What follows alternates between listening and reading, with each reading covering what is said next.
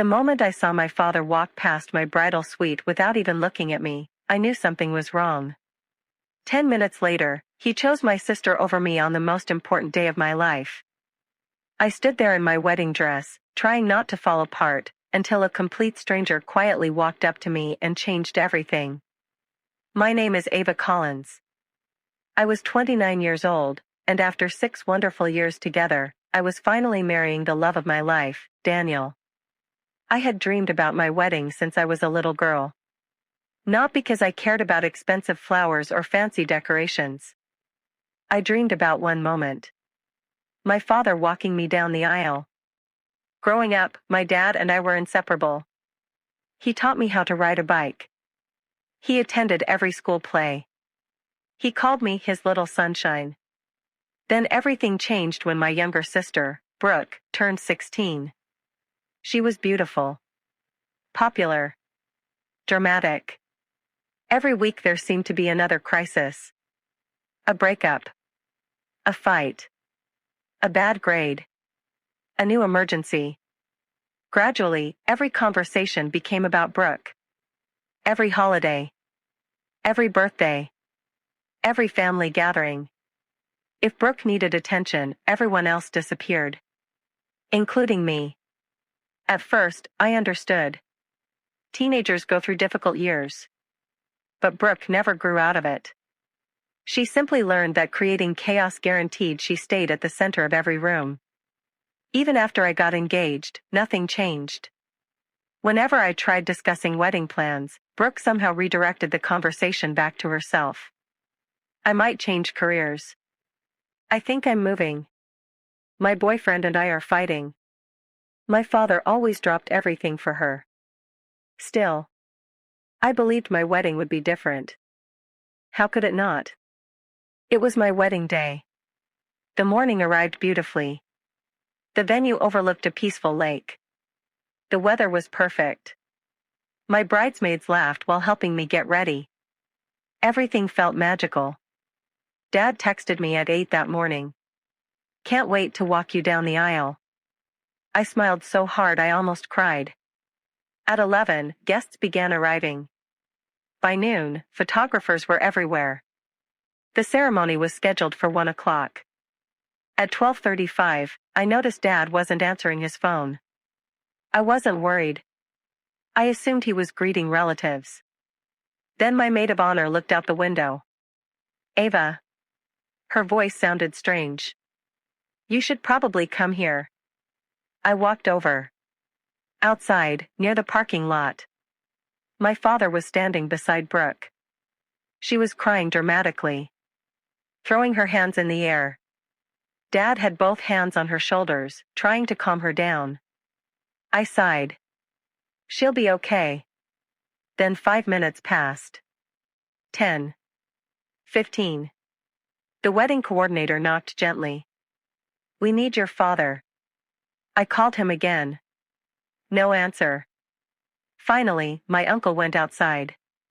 He returned looking uncomfortable. What happened? He hesitated. Brooke says her boyfriend broke up with her. I blinked. Today? He nodded. And Dad says he can't leave her. For a second, I genuinely thought he was joking. He can't what? He says Brooke needs him more right now.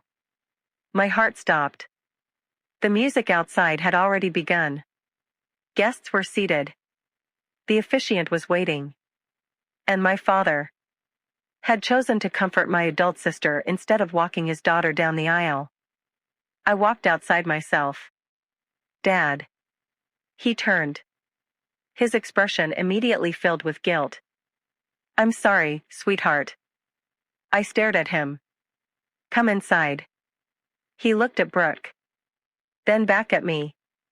I can't. Those 2 words shattered me. You can't walk your daughter down the aisle? Brooke started crying louder. I need Dad. I looked directly at her. You've needed him every single time something good happened to me. She looked away. Dad sighed. Please understand. I laughed through tears. No. I don't. Then he said something I'll never forget. Family emergencies don't wait. I quietly looked at him. So neither do weddings. I turned around and walked back inside alone. I didn't cry. Not yet. I simply sat in the bridal suite staring at my bouquet. Everything I'd imagined since childhood had disappeared. The coordinator whispered, "What would you like to do?" I honestly didn't know. Then came twist number one. Someone gently knocked on the open door. An older man I had never seen before stepped inside. He wore a simple gray suit. He looked nervous. "I'm sorry to interrupt." I frowned. "I think you're in the wrong room." He smiled softly. "No. I came because I saw what happened." Apparently he'd been sitting near the entrance and witnessed the entire conversation between my father and me. "My name is Richard." He hesitated. "My daughter passed away 12 years ago." The room became completely quiet. He looked at the floor before continuing. "She was supposed to get married one day." His voice cracked. I never got the chance to walk her down the aisle. Tears filled my eyes. He looked at me gently. "If you'll allow me." He paused. "I'd be honored to stand beside you today." Nobody spoke. Not my bridesmaids. Not the coordinator. Not even me. Because somehow, a complete stranger had just offered me more kindness than my own father. I started crying. Real crying. The kind you can't stop. Then I nodded. "I'd like that." Richard smiled through tears. "It would be the greatest honor of my life." 10 minutes later, the music began again. The doors opened.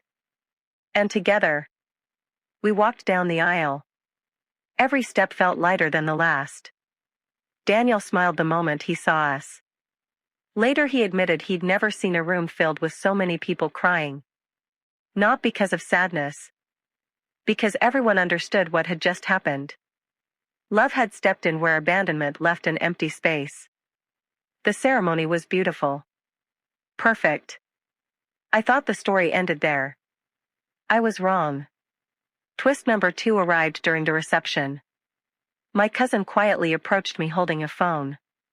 "You need to see this." Someone had uploaded a short video from outside before the ceremony.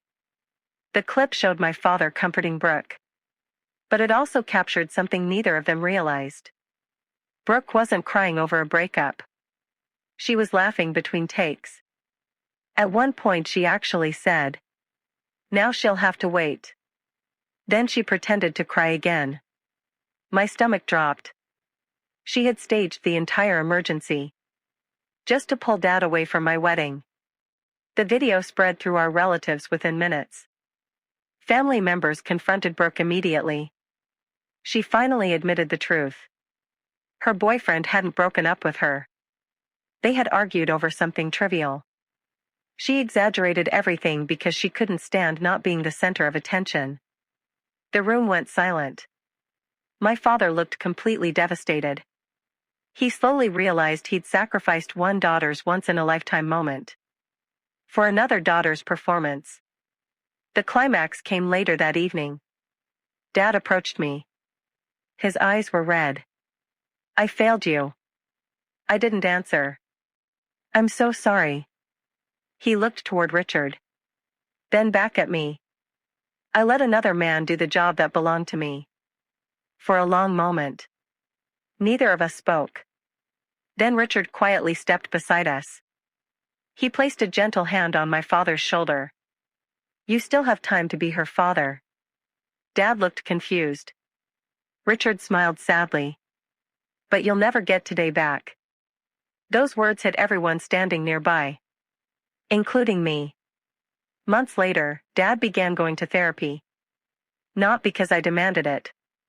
Because he finally understood how many years he'd spent chasing Brooke's chaos while quietly losing his relationship with me. As for Brooke, she eventually admitted she needed help. She started counseling too. Our relationship remains distant. Some scars heal slowly. Richard and his wife became unexpected parts of our lives. Every Christmas they visit. My children call them Grandpa Richard and Grandma Elaine. Not because they replaced anyone. Because family sometimes grows in unexpected ways. People often ask whether I regret letting a stranger walk me down the aisle. Never. Because that man wasn't really a stranger by the end of the day. He reminded me that family isn't always the person you're born to. Sometimes it's the person who steps forward when everyone else steps away. My father chose my sister over me on my wedding day.